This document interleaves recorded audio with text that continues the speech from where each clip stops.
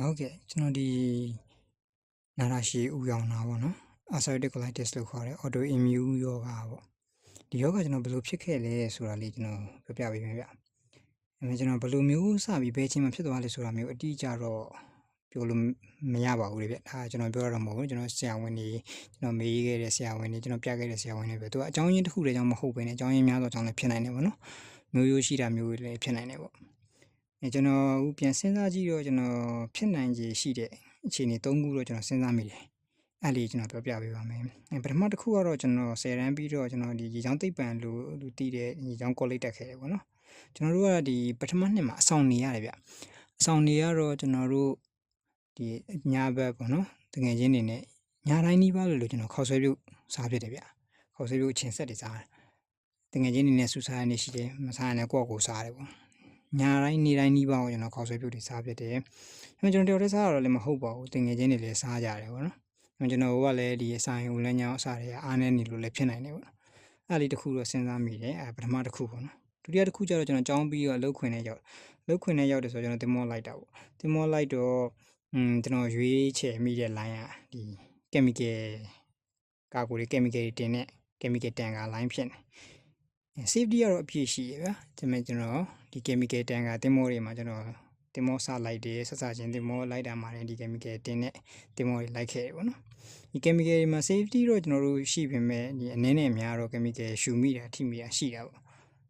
ပေမဲ့အဲ့ဒါလေးခုနကပြောသလိုပဲပေါ့နော်ကျွန်တော်တယောက်တည်းလိုက်နေတာမျိုးတော့မဟုတ်ဘူးခြားလူတွေလည်းဒီ chemical တန်ကားတွေ chemical တင်မောတွေလိုက်နေရမယ်ဒါပေမဲ့ကျွန်တော်ဂျာမဒီအားတွေအကုန်စုံသွားလို့ဖြစ်မှာပေါ့နော်အကြောင်းရင်းတွေဒါဒုတိယတစ်ခုပေါ့ကျွန်တော်တွေးမိတတိယတစ်ခုကျကျွန်တော်ဝါသနာဗျကျွန်တော်ကဒီ gym ဆော့ရတာဝါသနာပါတယ်အရင်ကဆိုကျွန်တော်တော်တော်လေးတိချာဆော့ခဲ့တယ်ဒါပေမဲ့ gym ဒီကျမကြီးအရာနည်းနည်းပါးပါးဆော့တာမျိုးမဟုတ်ဘူးကျွန်တော်တေချာလေးဆော့တော့ဘာဖြစ်လဲဆိုတော့ကျွန်တော် protein တွေတောက်တယ် protein အမှုန်တွေ protein powder တွေတောက်တယ်ဟုတ်ဝယ်တောက်တယ်တော်တော်ဝယ်တောက်ဖြစ်ပါတယ်ပေါ့ကျွန်တော်လိုချင်တဲ့ခန္ဓာကိုယ်နီးပါးလဲရခဲ့တယ်ပေါ့နော်အဲ့ချိန်မှာဒီယောဂဖြစ်ပြီးတော့ကျွန်တော်အခုကတော့အရင်လိုခန္ဓာကိုယ်မျိုးမရတော့ဘူးပေါ့နော်ဒီဆိုင်ုံလမ်းကြောင်းမကောင်းတော့လူကပိန်သွားတာပေါ့တော်တော်ပိန်သွားတော့အဲ့ဒါမှကျွန်တော်ဒီ protein powder တွေအကြောင်းများလားပေါ့နော်ကျွန်တော်တစ်ချက်တွေးမိတာမျိုးရှိတယ်ကျွန်တော်တကယ်ချင်းတွေ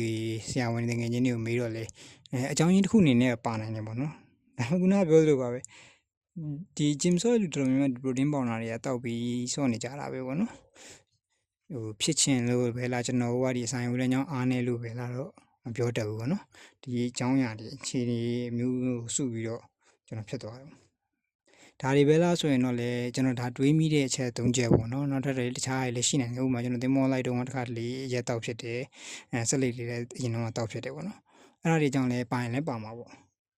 မျိုးရိုးရှိလားဆိုဆရာဝန်ကတော့မေးပြီးမှကျွန်တော်သိသလားတော့ကျွန်တော်မျိုးရိုးထဲမှာတော့မရှိဘူးပေါ့နော်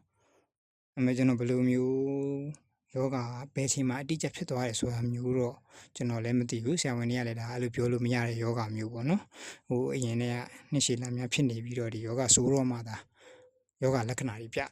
ကျွန်တော်တို့ကတော့ယောဂလက္ခဏာပြတာကဒီနာလာကျင်တာမရှိဘူးပေါ့နော်ဝမ်းမှာပဲသွေးရပါတာဟုတ်ဒါပေမဲ့ကျွန်တော်အခုဒီယောဂဖြစ်နေပြီဖြစ်နေတဲ့အတွက်ကျွန်တော်အကြောင်းရင်းကဘယ်လိုပဲဖြစ်ဖြစ်ကျွန်တော်ဒီယုံကြည်မှုထားတယ်ပြောင်းအောင်ကုမယ်ဒီယောဂမပြောင်းနိုင်ဘူးဆိုရင်တော့ကျွန်တော်တက်တောင်လုပ်မယ်နောက်ဆုံးပျောက်သွားတဲ့အထိဒီပျောက်သွားဆိုတော့ဗောနော်ဆေးတွေ